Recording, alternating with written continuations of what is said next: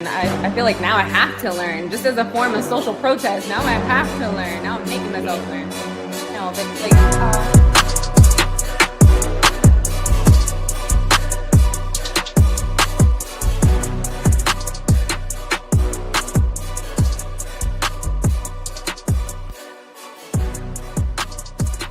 Welcome everyone. This is Mike G. Welcome to the Vast Podcast. We have a great guest today, the woman of golf. Introducing Miss Perry and her sidekick Evita. Welcome, ladies. How are you? Good. Thank you for having us. Yes, of course. It's been a long time coming. Here we go. And Miss Perry, everyone, just to give an outline, is the founder and executive of the Women of Golf, Color of Golf. Excuse me, everyone. Welcome. How you guys doing today? We're doing great. Good, thanks. Yeah. Okay. Well, thank you. Guys, this is going to be interesting because we're not talking about men. We're talking about women of color in golf. They're breaking the boundaries here. They're breaking the limits. So welcome. How you doing? Where did it start? How did this go? Which direction we're trying to go? Please. Miss Clemmie, I'll let you tell the story. So the Cliff Note version of the story is I always say that golf found me. I was a corporate executive at Lockheed Martin in aerospace and defense technology. And I ended up losing my job. And when I lost my job, though, I found a set of golf clubs, which changed my life. And we found a set of golf clubs on a trash pile. A few months later, because I didn't have a job, so I couldn't afford golf lessons. My older brother gave me a gift of golf lessons for 6 months, and I've turned that 6 months now into 10 years for the foundation. We've trained over 5,000 minority women and girls in golf. We have been partnered with Aramco Team Series from Saudi Arabia and train women, Saudi Arabia executive women to golf as well. And we've partnered with Middleton High School here in Tampa, where we've donated over $14,000 worth of golf equipment. And we've gotten student interns at some of the biggest golf tournaments in the U.S., which is playing right now, the U.S. Open. We actually had an intern from FAMU actually get an internship up at Erin Hills, Wisconsin. So that is what happened when you pick up a set of golf clubs. Very nice. So with Eva, you new to the membership, right? You learning, what's going on in your direction in the Women of Golf and Color, Yeah. Well, I met Miss Clemmie at a professional development workshop last year. And she was just so inspirational to me. I mean, I learned that only 1% of women's pro golf are women of color. And that just didn't sit well with my soul, honestly. And I feel like now I have to learn, just as a form of social protest. Now I have to learn. Now I'm making myself learn. No, but it makes sense. It's because we don't have representation. We don't have access. Okay. And I fully believe in the mission. So. The mission looks good. No, and I don't even to interrupt, but it does. It looks great, and you should. It's great. It's a great organization. It's in place. It's really cool. Are you enjoying it? Are you learning? Yeah, you got a hole one yet? Yeah, I'm learning a lot. No, the golf clinic last month was probably my first official lesson. So we're starting a 5-week golf clinic or beginner lessons at the end of the month. So hopefully I'll be able to improve. That was basically my first lesson with an actual pro. That's, outside of Top Golf and putt. Top Golf, does that even count? I don't think so. No, not at all. The swing, the long range. I keep telling you, yes, that is an off-course facility, and off-course facilities do count as play. The National Golf Foundation uses those statistics. Okay, well, look at that. We had the answer here exclusively. There we go, Miss Perry. All right. So where do you want to see this going in 15 years? Because the foundation, it's got roots. I'm showing, look at this. This is amazing. Where do you want to see the projection in the dynamics? That's a great question. So that's why Evita is on board. So we're kind of in the process now, starting to do some succession planning. We've been around, like I said, I kind of got into the game late in life, but it was right at a time where, as you know, most women, and particularly women of color, were marginalized from the game. So it's been 10, 11 years already for me. And so what we're doing now is trying to just put some strategies in place, and Evita's beginning to kind of job shadow me and following me on podcasts and different events that I'm doing, so she can, learn about the game, learn about the statistics, so that we hopefully can continue the mission as a legacy format for young women of color and women of color and girls in the Tampa Bay area. Are you trying to just build in the Tampa area, or are you trying to expand, let's say California, New York, so forth, So right now we're centrally located in the Tampa Bay area. But what we do is we do custom clinics. So like I said before, I've spoken in all over the world, Canada, Scotland. So as long as we're getting our voice and our message out, you don't necessarily always have to be in every single state, because you can't, or every single country. Like I said, we partnered with Aramco Oil, which is, their executives are out of Saudi Arabia. So, but our primary home base and our main focus is our own community, the Tampa Bay area. Okay.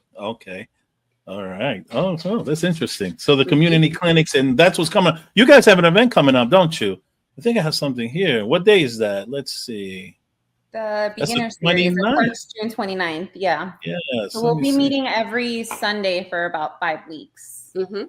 Oh, okay. Let's see here. So much information, guys. This is amazing. So the thing is, too, what are the barriers? So that's another thing that just clicked in my mind. What are the barriers you guys face with getting organized and getting these organizations to really work with you? Oh, well, I can tell you from a golf industry perspective, the barriers typically have been, number one, access, being able to get access to golf courses, number one, particularly if you're not playing just at a public golf course, trying to have a membership at a semi-private or a private golf course, which is very exclusive. Those could run you 10 to up to 100,000, depending on where you are. So access for golf has always been a challenge for diverse communities. And then number two, just the opportunity, they're really before organizations like mine, and there are several others out there now that are part of the Make Golf Your Thing grassroots program. There was really no, as I like to share there was no gateway, if you think about it, or pathway to enter the game. Okay. A woman typically just doesn't drive up to the golf course and say, "Hi, I'm here. I'm going to take golf lessons." We don't do that. So there was not really an access or funnel to really even enter the game unless your family was already of means, had wealth, had access to a golf course. Generally, women and girls of color are geared more towards basketball, track, and volleyball. And so what we did was we provided a gateway to enter. Okay. Gateway to enter to the woman. I understand Latinas, Black, whites, whatever, all races. And I understand because indigenous, with disabilities. And so the initiative with Make Golf Your Thing has certainly been around for about 6 years now, and they have supported organizations like ours. I think they've given about $3 million away over the past 6 years, because they knew that grassroots organizations like this is where you're going to get the growth of the game. Yeah, and congratulations on that. You guys just, started working with making golf your thing, which you should. Yeah, because I'm a little rusty. I play a little golf here and there, but I like it too. I'm not as good as maybe you guys. But I like it as well. Yeah. So, what do you get with your membership after your membership and stuff like that? What is the package, Yeah. So what we're not necessarily a membership-based group. Okay. What we do is our primary focus is to open up golf through training and education. So our primary goal is to provide the community golf clinics through training and education. And then, annually we usually try to have some type of fundraiser or fundraising event. So it's not necessarily a membership-based group. What we do is the training and education through community golf clinics. Gotcha. And then when we have additional grants, we are in elementary schools. So we have been in 2 elementary schools here in Tampa. I'm proud to say both of them are one's named after my mother, Reddick Elementary and Wow Mama. So we've run the girls golf program there, which is serves primarily Hispanic girls. And then the other elementary school is named after my grandmother, which is in East Tampa. And that serves primarily African-American girls. So what I realized with that kind of access here with Hillsborough County Public Schools, that I had access to the demographics that the golf industry was trying to meet the need. Okay. Ms. Evita, you being a newbie in the organization, what do you want to progress? What do you want to see? Instead of, we know we want to play golf and you want to be better, but what else do you want to see progress with the organization working with Ms. Perry? Right. I really want to learn like the behind the scenes things that it takes to run a nonprofit. All of the things that Ms. Clemmie does to secure funding, grants, grant writing. I mean, that's a skill in and of itself. So I want to learn like the ins and outs on how to like run a nonprofit.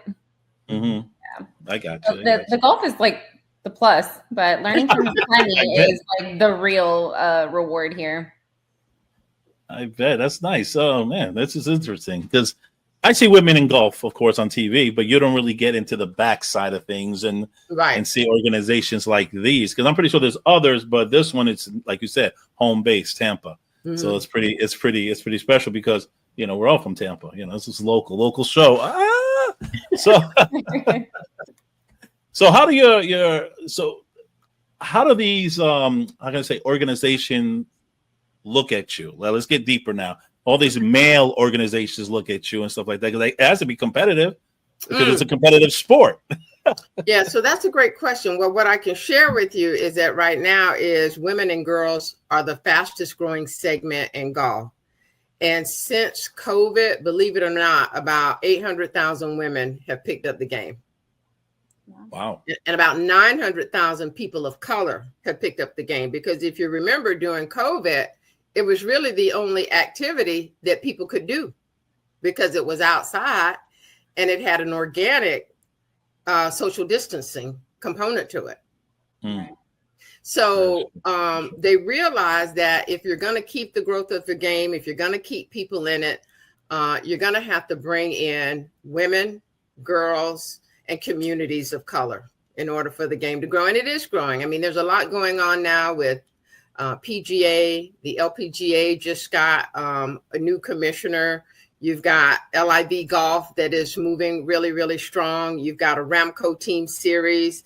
And I'm just pleased to say that we were in the front of a lot of those initiatives, with some of those organizations. Okay. Do you work with other women organizations as well, representing golf? Yeah, or absolutely. Solo? No, absolutely. We can. Some of our other partners have been Golf My Future, My Game. We have collaborations with LPGA Girls Golf. So you do have to kind of work together in this space because you need the professionals. So the professionals actually help us with the coaching and the teaching. What we are is that grassroots on the ground, going out, speaking to people, speaking to schools, speaking on podcasts, getting the word out, using social media about, why people should play. And when Evita mentions that, I mean, one of the important statistics is that about 24 million people play, 4 million are minorities, and less than 1% is a woman or girl of color. So those numbers are pretty alarming.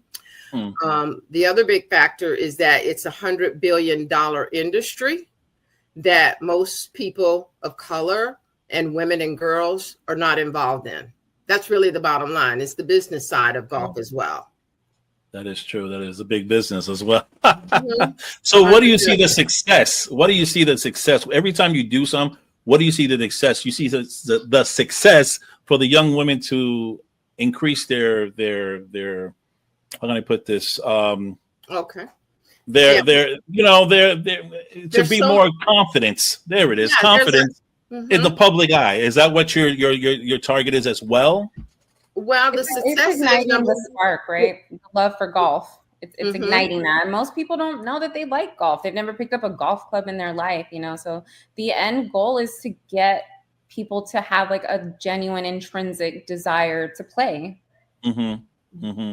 Exactly. Yeah, because I was trying to. Yeah, that's true, to play, because it's you got to be in front of people and stuff like that, and that's where I was like, it builds up character as well for the young ladies, and also whoever is in an organization for women. So that's interesting. That's interesting. I mean, golf is also a really marketable skill too. I mean, there's so much business and politics that happens on the golf green. So I want to be able to hang with the executives when they go for tea time and stuff. I can play too. Don't leave me out. And I want to be in those spaces where I'm not expected. Yes, and I'm with you, because I'm the same way. That's funny. Say that. Show up. Many people think like that, but yeah. She's that's right. Good. And I think already Evita has seen very organically how things begin to happen, how the opportunities happen, how the doors begin to open. I always like to kind of look at golf as a holistic approach to your life, because it's going to affect your health, it's going to affect your wealth, and it's going to affect the bottom line of your business. Because if you're not currently playing golf, you're limiting your business and income potential. Bottom line. Correct. So you guys teach self-motivation, and you also increase your gameplay, right? Because you also teach this in an organization, right? You guys just throw lessons, and this is what your event is going to happen starting every Sunday, right? Yeah, it's focusing on the fundamentals of golf. So chipping, obviously the long range.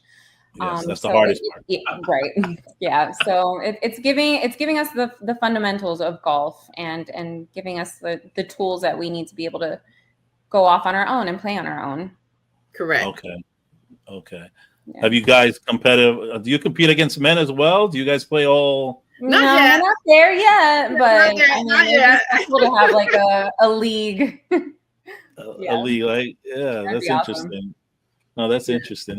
They'll get there though, but not yet. We're just in the beginning fundamentals of it, the basic fundamentals, the 101. And like we said, it'll be at Hunter's Green Golf Course at 4:00, and you can go on our website or Eventbrite to register.